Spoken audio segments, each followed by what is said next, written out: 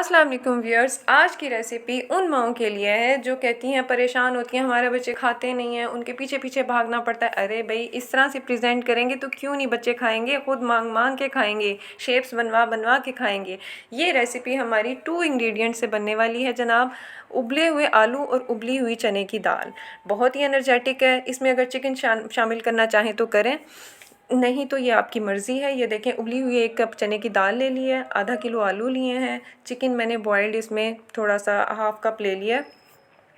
और जो लोग नहीं लाइक करते वो बेशक ना डालें। और स्पाइसेस में नमक, ज़ीरा, काली मिर्च, गरम मसाला, कसूरी मेथी और अजवाइन सब 1 टीस्पून मैंने लिए हैं।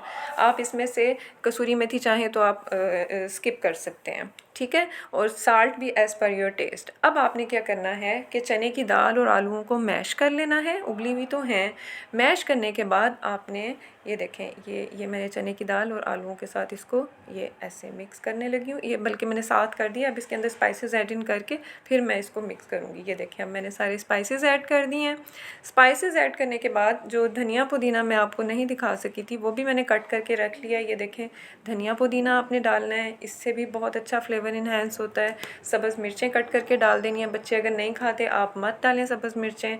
ये बॉयल्ड चिकन है, मैं ज़्यादा हम चिकन लाइक नहीं करते, इसलिए मैंने आपको दिखाने के लिए कि चाहें तो डालें, नहीं डालना तो मत डालें, ठीक है। ये डाल के आपने ये जनाब ये सारी चीज़ें मिक्स कर लेनी है अच्छी तरह। जब आप इनको मिक्स कर लेंगे तो आपने इनको देनी है शेप्स।